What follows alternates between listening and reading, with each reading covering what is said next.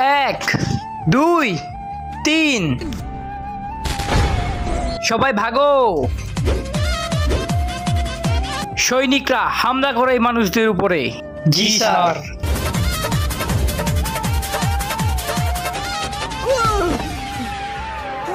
আরে দাঁড়াও, আমাকে বাঁচিয়ে নিয়ে যাও।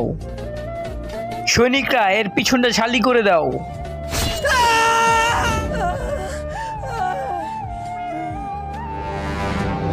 আমি তো এই মৌমাছিদের দিকে বদলা নিয়েই ছাড়বো। বদলা?